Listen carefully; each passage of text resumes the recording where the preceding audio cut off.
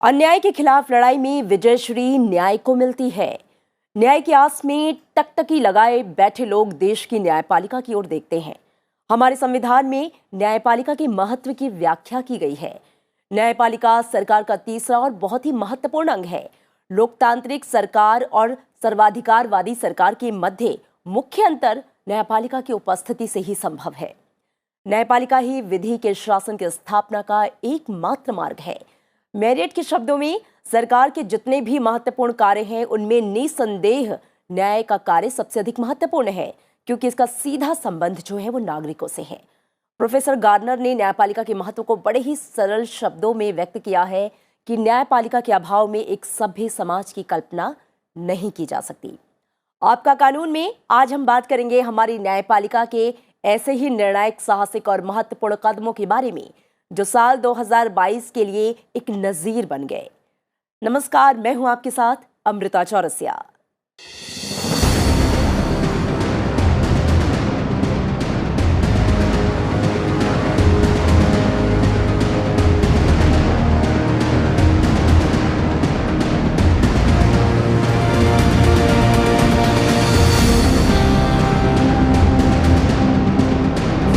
समानता और स्वतंत्रता की अभिव्यक्ति को दर्शाने का इसे स्पष्ट और सशक्त तरीका नहीं हो सकता, और शायद इसी सोच के साथ एक विकसित समाज की ओर एक निर्णायक कदम न्यायपालिका उठाती है। ये कदम न सिर्फ उस समाज को एक नई दिशा की ओर ले जाने का कार्य करता है, बल्कि एक राष्ट्र के भविष्य की मजबूत नींव को तैयार भी करता है। और आपका कानून के आज के एपिसोड में हम बात करेंगे साल 2022 में न्यायालय के उन बड़े फैसलों के बारे में जिसने साल 2022 को एक यादगार साल बना दिया। जी हाँ, संवेदनशील गवाहों की सुरक्षा और उनके विस्तार को लेकर कोर्ट ने जो निर्णय दिया है उस पर होगी चर्चा। साथ ही सभी महिलाओं को गर्भपात का अधिकार दिया गया है, इस पर हम करेंगे विस्तार से बातचीत। 10% ईवीएस कोटे पर सुप्रीम कोर्ट की मुहर, उपभोक्ता संरक्षण और उपभोक्ताओं को मिली राहत की बात करेंगे, और सेना में महिलाओं को पुरुषों के समान अधिकार। तो ये तमाम वो अहम निर्णय हैं जिस पर होगी आज आपका कानून में चर्चा। मेरे साथ स्टूडियो में बेहद खास पैनल मौजूद है। सबसे पहले मैं आपका उनसे परिचय करवा दूं। अनुराधा जिंदल है, मेट्रोपॉलिटन जज हैं, साथ ही आप सचिव हैं जिला विधिक सेवा प्राधिकरण नई दिल्ली। स्वागत है मैडम आपका। साथ ही संजय चड्ढा है, आप अधिवक्ता हैं सुप्रीम कोर्ट, बहुत स्वागत है आपका। और इसके साथ ही पीके मल्होत्रा हैं, आप पूर्व सचिव हैं कानून और न्याय मंत्रालय, भारत सरकार। आप सभी मेहमानों का बहुत स्वागत। और आइए चर्चा की शुरुआत सबसे पहले मैं अनुराधा जिंदल जी आपसे करना चाहूंगी। आप न्यायपालिका का एक महत्वपूर्ण अंग उसको रिप्रेजेंट करती हैं। अगर साल 2022 को हम देखें और न्यायालय की महत्वपूर्ण निर्णयों की बात करें, हालांकि हमने कुछ का जिक्र किया, तो आप कैसे देखती हैं इन महत्वपूर्ण निर्णयों को? क्योंकि आज हम न्यायपालिकाओं के जजमेंट्स के बारे में बात करेंगे, कैसे वो चेंजिंग नीड्स के साथ वो चेंज किए हैं, तो उससे पहले मैं संविधान के बारे में 2 शब्द कहना चाहूँगी कि ये संविधान को एक लिविंग डॉक्यूमेंट कहा गया है, एक जीवित दस्तावेज कहा गया है। और इसे जीवित रखने में हमारे न्यायालयों का और स्पेशली उच्चतम न्यायालय का, सुप्रीम कोर्ट का एक बहुत मेजर रोल रहा है since the time of this constitution.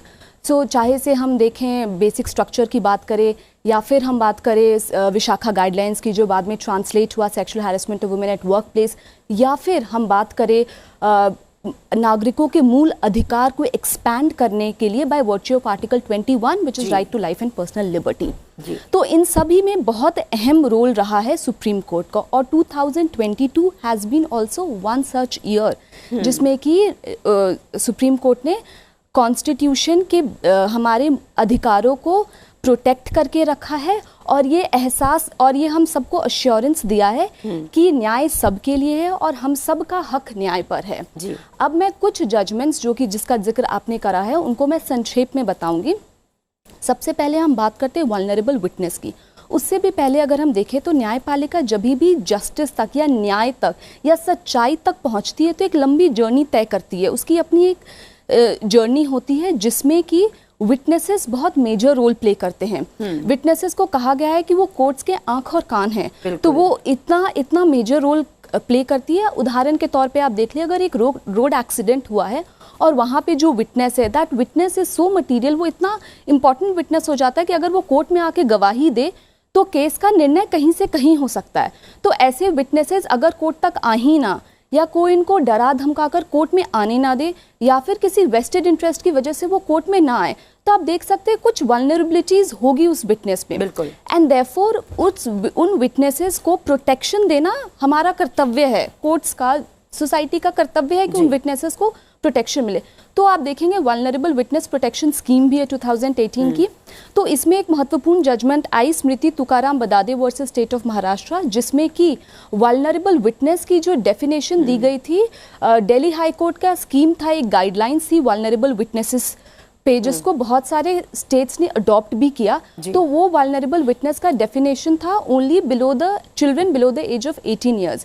लेकिन अब कोर्ट ने उस केस में बहुत सारे गाइडलाइंस दिए और साथ ही वल्नरेबल विटनेसेस की डेफिनेशन को एक्सपैंड किया है और कहा है कि सिर्फ children below the 18 years of age vulnerable नहीं रहेंगे, बल्कि विक्टिम्स ऑफ सेक्सुअल असॉल्ट या हियरिंग एंड स्पीच इम्पेयरमेंट जिनको रहा है, या फिर जिनको मेंटल डिसेबिलिटी रही है, या फिर कोई और डिसेबिलिटी रही है जो कि कोर्ट्स को लगता है उनको वल्नरेबल विटनेस बनाया जाएगा। और हमारे कोर्ट कॉम्प्लेक्सेस में वल्नरेबल विटनेस डिपोजिशन कॉम्प्लेक्सेस हैं।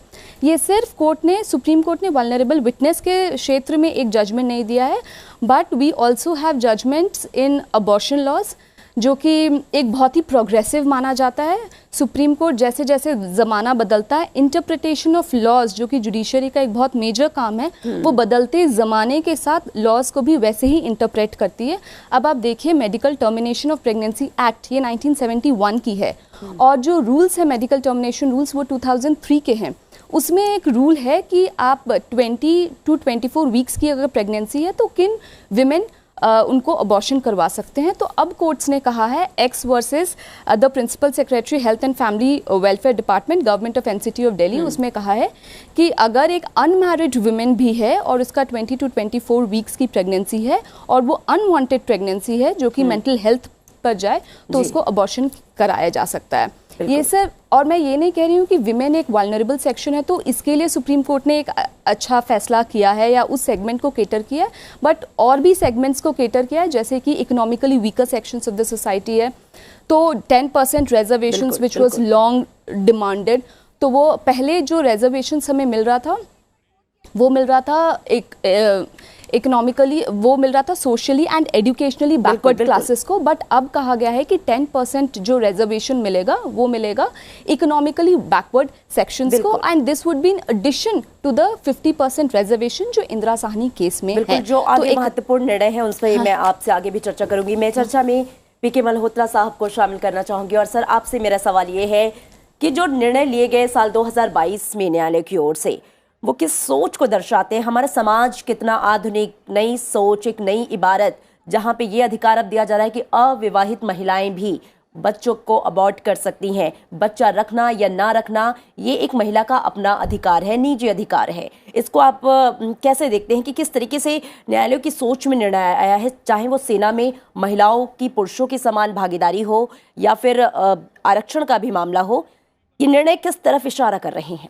देखिए, जिस तरह आपने अपने ओपनिंग रिमार्क्स में भी कहा और अनुराधा जी ने भी कहा, हमारा संविधान जो है वो एक लिविंग डॉक्यूमेंट है। इसका जब इंटरप्रिटेशन होता है संवैधानिक प्रोविजन का और जो दूसरे कानून जो पार्लियामेंट बनाती है उसमें थोड़ा सा डिफरेंस होता है। जब सुप्रीम कोर्ट या हाई कोर्ट संवैधानिक प्रावधानों का इंटरप्रिटेशन करती है, मोर पर्टिकुलरली फंडामेंटल राइट और डायरेक्टिव प्रिंसिपल्स, तो वो जो प्रिंसिपल हमने इसकी प्रस्तावना में, संविधान की प्रस्तावना में, प्रीएम्बल ऑफ द कॉन्स्टिट्यूशन, उसमें जो रखे हैं वो उनकी ओर ध्यान देखती है और ये देखती है कि जो इंटरप्रिटेशन हम देने जा रहे हैं कानून को, क्या वो जो ऑब्जेक्टिव प्रस्तावना में दिए गए हैं क्या उसको पूरा करते हैं, बिल्कुल नहीं करता है या नहीं करता। मैं सिर्फ प्रस्तावना का एक पर्टिकुलर पोर्शन बताना चाहूंगा। ये बात करता है justice, social, economic and political, तीनों तरह की जस्टिस की बात कर रहा है। तो जो ये जज समय समय पर सुप्रीम कोर्ट कॉन्स्टिट्यूशन को इंटरप्रेट करते हुए जजमेंट्स देता है, more particularly when it comes to enforcement of fundamental rights of citizen, या जो स्टेट्स के ऊपर ऑब्लिगेशन है कि उनको directive principle of state policy है जो सोशल और इकोनॉमिक राइट्स को प्रोटेक्ट करते हैं, उनको करने की बात है, तो उनको करता रहा है। पहले भी सुप्रीम कोर्ट इस तरह की जजमेंट देता रहा है। और इसके साथ साथ मैं बात करूंगा equality of status and opportunity. जिन जजमेंट्स का आज आपने अपनी इंट्रोडक्टरी रिमार्क्स में जिक्र किया है, जी। मैं समझता हूं संविधान की प्रस्तावना को आगे बढ़ाने में ये एक बहुत ही महत्वपूर्ण कदम है। जी। जैसा कि आपने 10% इकोनॉमिकली वीकर सेक्शन के बारे में रिजर्वेशन की बात की, मैं समझता हूं ये सुप्रीम कोर्ट एक बहुत ही पॉजिटिव स्टेप है, क्योंकि इंदिरा साहनी की जजमेंट पर 1997 से लेकर आज तक इस पे डिबेट चलती रही है कि जो लोग अपने राइट्स का खुद प्रोटेक्ट नहीं कर पा रहे हैं या जो दूसरे लोगों के साथ इसलिए compete नहीं कर पा रहे हैं क्योंकि वो इकोनॉमिकली उस पोजीशन में नहीं है या सोशली उस पोजीशन में नहीं है, तो उनके लिए भी रिजर्वेशन होना चाहिए। मैं समझता हूं this is a step in the right direction, और इसके लिए हालांकि पहले कानून नहीं था, इसमें संविधान में अमेंडमेंट करके इस कानून को बनाया और उसको सुप्रीम कोर्ट ने अपहोल्ड किया। मैं इसका एक स्टेप और आगे जाना चाहूंगा, जहां कानून नहीं भी है, और जैसा कि अनुराधा जी ने भी कहा, जैसे कि आपने अभी बात की कि जो संवेदनशील गवाह हैं उनकी रक्षा करना और उनके विस्तार के बारे में आज तक सरकार ने कानून नहीं बनाया है, लेकिन सुप्रीम कोर्ट ने संविधान का इंटरप्रिटेशन देते हुए एक स्कीम भी बनी। उस स्कीम को भारत सरकार ने बनाया और उसको सुप्रीम कोर्ट ने कहा कि it will be a law declared by the supreme court under article 141 of the constitution and it will be binding. जैसा कि अनुराधा जी ने भी कहा, विशाखा के केस में पहले सुप्रीम कोर्ट की गाइडलाइंस आई और उसके बाद सरकार ने 2013 में कानून बनाया। इसी तरह ये भी जो अब है, क्योंकि सुप्रीम कोर्ट ने एक गाइडलाइंस दे दी है, मैं समझता हूं अब सरकार को विटनेस प्रोटेक्शन के ऊपर भी जल्दी से जल्दी कानून लेकर आना चाहिए। एक बहुत बड़े वर्क की आपने बात की कंज्यूमर प्रोटेक्शन को लेकर के, मैं समझता हूं ये भी एक ऐसा फील्ड था, मोर पर्टिकुलरली जिस जजमेंट का आप जिक्र कर रहे हैं वो जजमेंट इस संदर्भ में आई है कि बिल्डर लॉबी जो है वो इतनी स्ट्रांग है कि आम आदमी जो रिटायरमेंट के बाद में या अपना पूरा पैसा सर्विस का वो जो धन इकट्ठा करता है वो एक मकान खरीदने के लिए लगा देता है, और होता क्या है कि उसको बहुत देरी होती है वो पोजीशन मिलने में, और उसको लोन की किस्त भी चुकानी पड़ती है, उसको किराया भी देना पड़ता है, और जिस मकान में उसने अपनी पूरी पूंजी लगा दी वो मकान भी उसको नहीं मिलता है। तो सुप्रीम कोर्ट ने एक बहुत अच्छा निर्णय दिया है कि अगर इसके ऊपर जो भी एडिशनल एक्सपेंसेस होंगे वो बिल्डर को बियर करने पड़ेंगे, और इसको हालांकि एक रियल एस्टेट एक्ट भी बना उसके बाद में, उसके बावजूद ये इंप्लीमेंट नहीं हो रहा था। तो सुप्रीम कोर्ट ने ये जो निर्णय 2022 में दिया है, मैं समझता हूं ये आम आदमी के लिए भी, और जो हमारी प्रस्तावना में जो प्रिंसिपल ले डाउन किए गए हैं उनको आगे बढ़ाने में हमारी बहुत अच्छी मदद करेगा।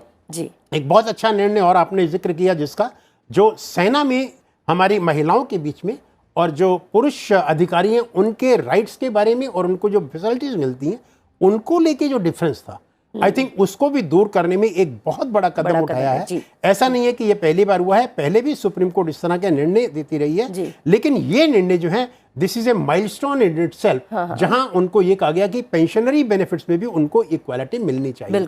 तो मैं समझता हूं ये एक बहुत ही प्रोग्रेसिव ईयर रहा, जिसमें सुप्रीम कोर्ट ने 3 चीफ जस्टिस को देखा, और उसके साथ साथ इसी साल में ये पहली बार ऐसा हुआ कि 4 महिला सुप्रीम कोर्ट की जजेस बनी। और जब ऐसे समय में इस तरह के प्रोग्रेसिव निर्णय आते हैं तो मैं समझता हूं कि एक आम आदमी का जुडिशरी में कॉन्फिडेंस जो है वो पहले से अधिक बढ़ेगा। बिल्कुल, और एक आधुनिक भारत की बदलती हुई तस्वीर को भी ये निर्णय दिखाते हैं। और अब संजय चड्ढा जी जो कि अधिवक्ता हैं सुप्रीम कोर्ट की, उनको चर्चा में शामिल करना चाहूंगी। संजय जी, मैं आपसे वही समझना चाहूँगी कि ये जो निर्णय है इनको आप कैसे देख रहे हैं, और ख़ासकर अगर EWS में 10% कोटे की बात करें, इसे आप कैसे देखते हैं? और मैं चाहूँगी हमारे दर्शकों के लिए आप थोड़ा इसे एलैबोरेट करें। देखिए, सबसे बड़ी बात शुरुआत करना चाहूँगा ये बताते हुए कि लॉ जो है वो डायनेमिक है। लॉ स्टैटिक नहीं है, स्थिर नहीं होता है।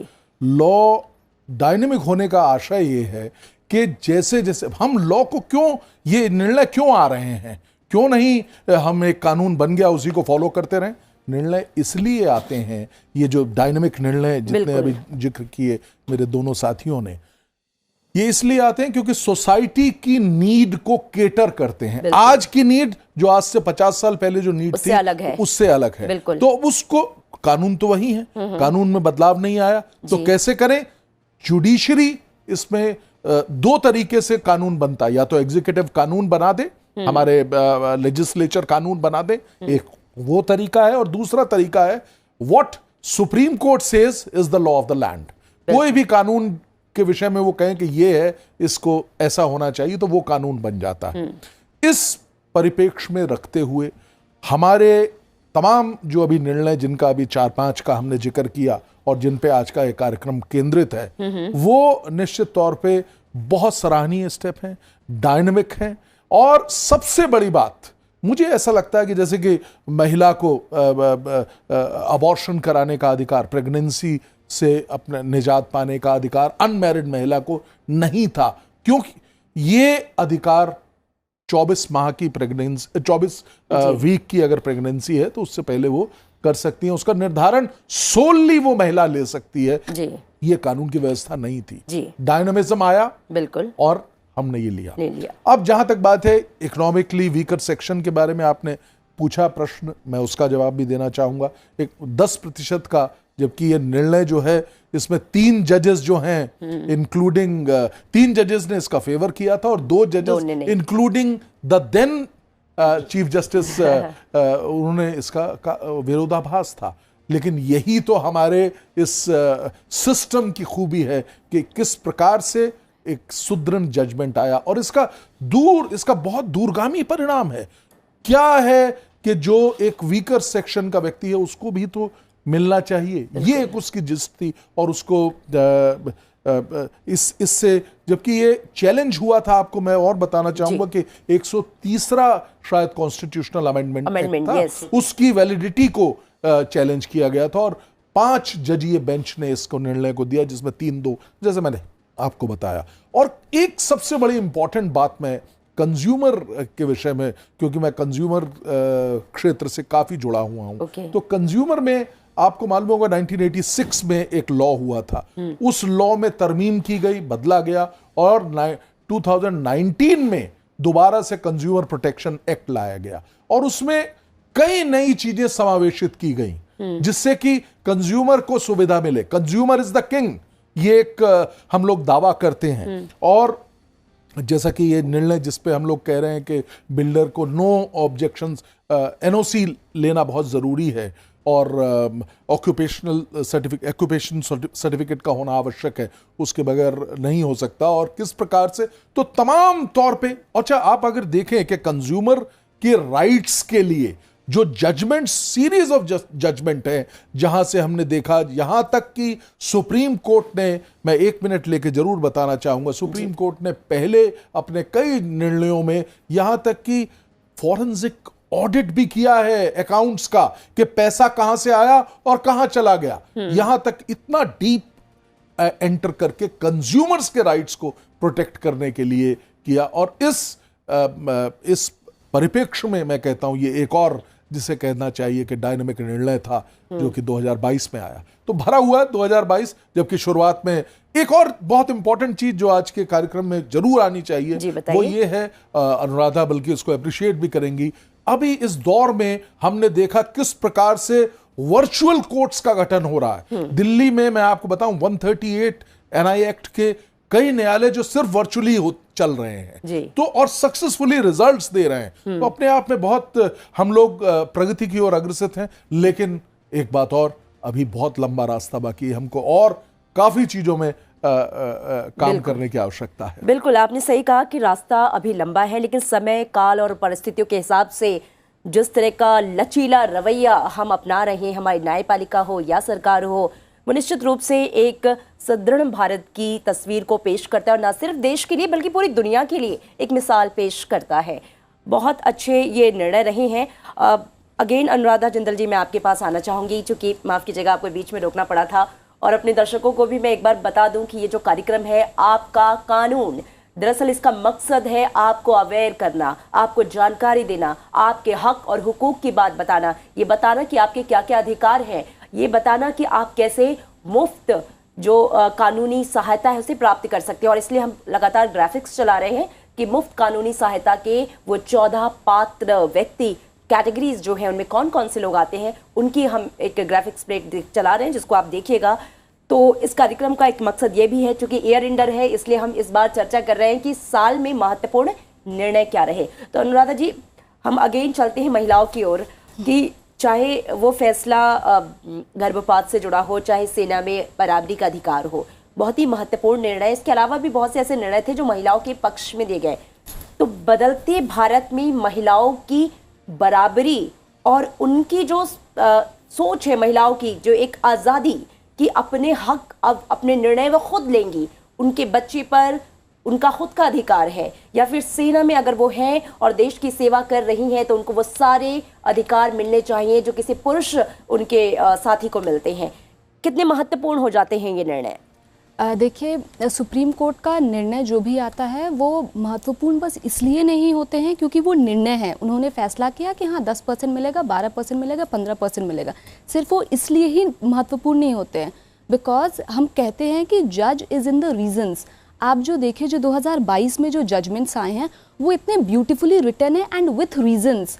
आप क्यों महिलाओं को हम ये दे रहे हैं या क्यों महिलाओं को हम ये नहीं दे रहे हैं, क्यों अबॉर्शन के राइट्स होने चाहिए, क्यों अबॉर्शन के राइट्स नहीं होने चाहिए, इन सब का रीजनिंग सुप्रीम कोर्ट ने अपने सारे जजमेंट्स पे बहुत ब्यूटीफुली वो रिटन किया। और वो रीजंस हमारे लिए इसलिए भी इम्पॉर्टेंट हो जाते हैं क्योंकि कॉन्स्टिट्यूशन ने तो हमें बता दिया कि विमेन और चिल्ड्रन एक मार्जिनलाइज्ड और वल्नरेबल सेक्शन है और इनके प्रोटेक्शन और अपलिफ्टमेंट के लिए हमें और कानून बनाने हैं। बट ये न्यायपालिका ही होती है जो कि अपनी रीजंस के थ्रू हम सबके माइंड में ये इम्बाइब करती है कि विमेन को इन सब अधिकारों की ज़रूरत है। तो ये सारे जजमेंट्स जो आप विमेन से रिलेटेड देखेंगे या फॉर दैट मैटर कोई और भी जजमेंट्स देखेंगे जो लैंडमार्क आए हैं, specially this year, it is a very beautifully well reasoned और बहुत अच्छे तरीके से लिखा हुआ है जिससे कि हम आम नागरिक अगर उसे पढ़ें भी, सिंपल लैंग्वेज में भी पढ़े भी, तो हमारा न्यायपालिका पे भरोसा और भी ज़्यादा बढ़ेगा कि सिर्फ फैसला ही नहीं दिया बट वाजिब कारण के साथ इस फैसले को सुनाया है। बहुत महत्वपूर्ण बात आपने कही कि सिर्फ ये फैसला नहीं है थोपा गया, इसके पीछे के जो रीजंस हैं उसको भी बहुत अच्छी तरीके से डिफाइन किया है सुप्रीम कोर्ट ने अपने हर जजमेंट में। और इसके साथ ही चर्चा में मैं शामिल करना चाहूँगी पीके मल्होत्रा जी आपको, चूँकि ये निर्णय महत्वपूर्ण है और इसके पीछे के जो रीजंस हैं वो भी अनुराधा जी ने बताए कि कितनी ब्यूटीफुली डिफाइन किया है सुप्रीम कोर्ट ने। मैं आपसे ये समझना चाहूँगी कि इन निर्णयों में सबसे महत्वपूर्ण निर्णय अगर मैं आपसे जानना चाहूँ जिसमें सरकार की मंशा भी झलकती है और उससे एक दूरगामी जो असर है वो भी हम देखते हैं। देखिए, जस्टिस डिलीवरी जो है ये केवल जुडिशरी का काम नहीं, इसमें तीनों अंगों का बराबर का रोल रहता योगदान है। बिल्कुल, हम अक्सर जुडिशरी को इसलिए ब्लेम करते हैं कि जुडिशरी में पेंडेंसी बहुत ज़्यादा है। उसके कई कारण हो सकते हैं, वो पूरे सिस्टम की हम बात कर रहे हैं, सिस्टम में बदलाव लाने की ज़रूरत है जिससे कि जस्टिस एक्सपीडियंटली मिले। इन सब डिले के बावजूद भी जिस तरह के निर्णय सुप्रीम कोर्ट देती है और रीजन्ड ऑर्डर पास करती है और महत्व के विषय जो होते हैं, मैं समझता हूँ उससे एक कानून का भी वो उस एरिया में कानून को, लॉ को लेट डाउन करती है जिसमें लेजिस्लेचर ने अभी तक कानून नहीं बनाया है। तो 2022 के जिन निर्णयों का आज हम जिक्र कर रहे हैं, इंपॉर्टेंट निर्णयों का हम जिक्र कर रहे हैं, उसमें वो निर्णय भी आते हैं जिस पे एग्जिस्टिंग कानून नहीं है और वो भी है जिसमें लेजिस्लेचर ने कानून तो बना दिया लेकिन लोगों का, कुछ प्रैक्टिशनर्स का मानना ऐसा था कि वो संवैधानिक रूप से वैध नहीं है जी। तो उसके ऊपर सुप्रीम कोर्ट ने जो अपनी इंटरप्रिटेशन दी और अपनी मुहर लगाई है, मैं समझता हूं उससे लेजिस्लेचर को भी एक एनकरेजमेंट मिलता है कि वो इस तरह के कानून जो सोशल और इकोनॉमिक जस्टिस को प्रमोट करती हैं, उसको और कानून बनाने की आवश्यकता है। और जिन विषयों पे वो कानून नहीं बना पाए हैं उनके ऊपर, जिसके ऊपर सुप्रीम कोर्ट ने डायरेक्शन दी है, वो भी कानून बनाए। ऐसे और भी बहुत सारे विषय हैं, मामले बहुत सारे सुप्रीम कोर्ट के सामने लंबित हैं जिसके बारे में मैं जिक्र नहीं करना चाहूँगा। लेकिन मैं इतना ज़रूर कहना चाहूँगा कि जहाँ तक आपने विमेन की बात की और वल्नरेबल सेक्शंस ऑफ सोसाइटी की भी बात की, उनको लेकर के अगर बात करें तो जब जुडिशरी में अपॉइंटमेंट की भी बात आती है तो हमारे जो आउटगोइंग चीफ जस्टिस थे, जस्टिस रमना, और उनके बाद जस्टिस ललित भी थे, उन्होंने भी कहा कि विमेन का प्रॉपर रिप्रेजेंटेशन जुडिशरी में भी होना चाहिए क्योंकि judiciary ultimately cater to the need of the men and the women. अगर वहाँ प्रॉपर रिप्रेजेंटेशन रहेगा तो शायद judgments in favour of the vulnerable section of the society और बेहतर आ पाएंगी, उनकी गुणवत्ता और बढ़ेगी। जी जी, चूंकि वक्त की कमी है और मैं चाहूंगी कि अनुराधा जंदल आप अपना फाइनल टेक दें इसको लेकर। ओके, सो सुप्रीम कोर्ट के जो 2022 में जो जजमेंट्स आए हैं वो हमारा न्यायपालिका पे भरोसा और भी मजबूत और अटूट करता है। बट मैं आम जनता के लिए ये कहना चाहती हूँ, अगर आपके किसी भी अधिकार के लिए आप न्यायपालिका तक पहुँच नहीं पाए हैं किसी भी कारणवश, तो मैं बताना चाहूँगी कि DLSA आपके साथ है। आप गूगल में बस DLSA टाइप करेंगे तो आपको DSLSA का प्लस आपको डिस्ट्रिक्ट ऑफिसेस के भी सारे इन्फॉर्मेशन मिल जाएंगे। हमारा टोल फ्री नंबर भी है 1516-1516, आप कभी भी कॉल करें, और विच इज़ 24/7। और मैं आखिर में बस इतना ही कहना चाहती हूँ कि जहाँ भी अधिकारों का हनन हो रहा है, DLSA हमेशा आपके साथ है। बहुत सुंदर। और मैं अपने दर्शकों को ये जानकारी दे दूं कि DSLSA के साथ ही सभी राज्यों की अपनी इस तरह की मुफ्त कानूनी सेवाएं हैं। चाहे आप किसी भी राज्य के हो, वहां पर इस तरह की संस्था काम करती है। यहाँ तक कि जिला स्तर पर भी है, यानी कि न सिर्फ दिल्ली में बल्कि देश के सभी राज्यों में इस तरह की व्यवस्था है, आप उसका लाभ उठा सकते हैं। और इसके साथ ही संजय चड्ढा जी, आपका फाइनल टेक।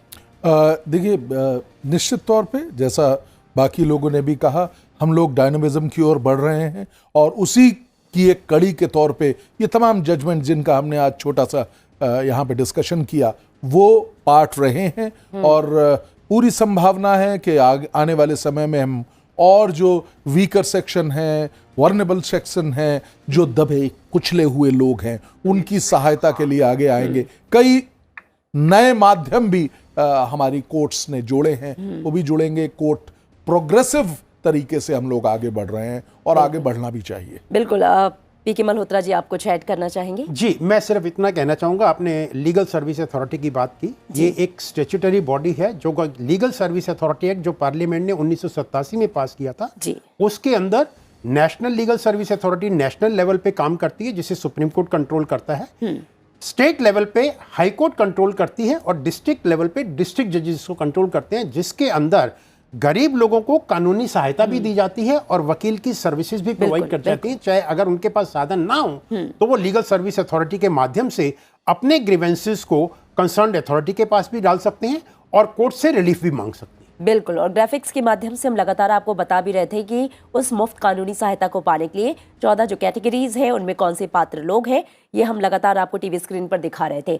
तो कहा जाता है जिस तरीके से सबका साथ, सबका विकास, सबका विश्वास और सबका प्रयास, ये जो थीम है प्रधानमंत्री ने दी है, लेकिन कहीं ना कहीं इसी थीम के साथ न्यायपालिका हो चाहे कार्यपालिका, और मुझे लगता है इसमें अब जनता को भी पार्टिसिपेट करने की ज़रूरत है, उसे भी जुड़ने की ज़रूरत है, अगर हम देश को एक बड़ा विकसित राष्ट्र जो है उसे बनाना चाहते हैं। आप तीनों खास मेहमानों का बहुत शुक्रिया, और दर्शकों से माफ़ी कि सर्दी की वजह से या फिर थोड़ा सा वायरल उसकी वजह से मेरी जो आवाज़ है वो थोड़ी मंद है, कुंद है, लेकिन मैं उम्मीद करती हूँ कि जो हमारी बात है, जो मेरी बात है, मैं आप तक पहुँचा पाई होंगी। आप सभी का बहुत शुक्रिया स्टूडियो में आने के लिए, चर्चा के लिए।